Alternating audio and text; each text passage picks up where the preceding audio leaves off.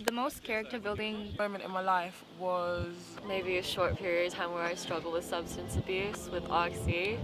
There's not much to say about that. I feel like a lot of people struggle with it.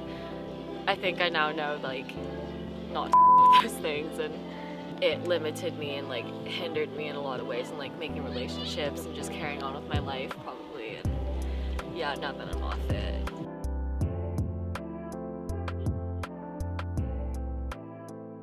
when I failed my maths GCSE for the first time. When I was at Oxford, I actually found out that I had cancer. So this was like the second time in my life.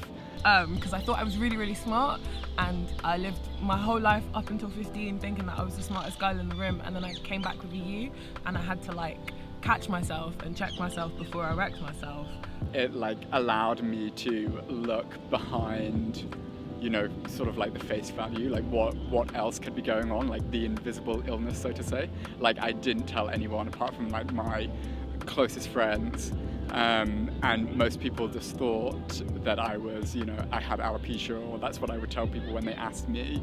And then it was a series of character building moments as I continued to fail, but I felt better. So like I got a U, and then I got a D, and I got a C, and that was a pass, and I felt really good about myself, and I tried again and I got that B, and that was like when I realised I had to work for shit, and that kind of changed my perspective of like whether or not things come to me or whether or not I go and get them. during quarantine or corona, being kind of isolated from my friends or from school and everything, for a while made me realise how important like friendship is.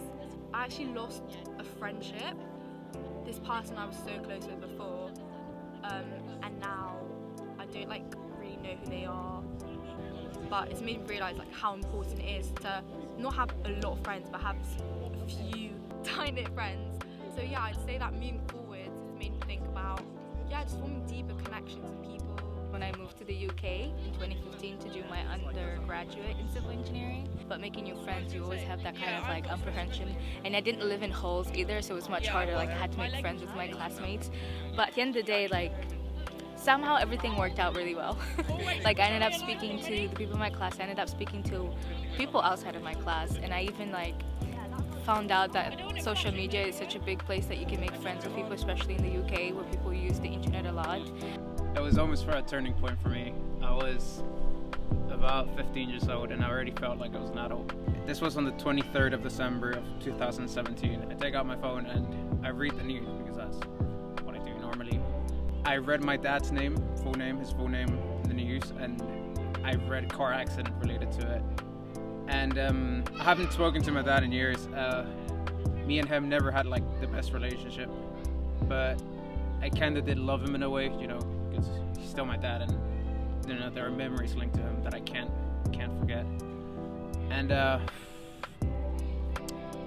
I called as many people as I could, and you know I was panicking. I was panicking a lot because you know I couldn't really like take it in like that. I just read my dad's name and a car accident related to it, and I couldn't believe it. I got to know myself because I was alone pretty much half of the time, so I was alone with myself. So you pretty much do a lot of self-talk and a lot of like like you get a lot of self-awareness, if I can put it that way. So because at one point I felt like I was quite depressed, especially with the weather here, getting used to it. It's winter pretty much 90% of the time, and coming from a continent that it's literally sunny 90% of the time. It barely rains, so it was a big adjustment. When I got confirmation of his death from my auntie, even though I never really had a paternal figure in my life, I kind of realized that by him not being there, he in a way was the paternal figure I needed, right? So I kind of see this as a character building sort of like moment for me. I cried a lot as well.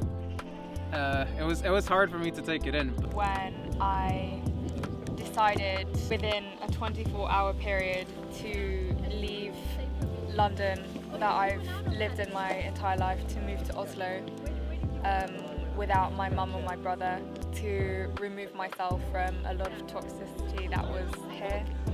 And that was definitely the hardest experience of my life, to leave Mimi, my best friend here, and like all my friends, my entire life really just flipped on its head in 24 hours, and then to deal with everything that came with that afterwards.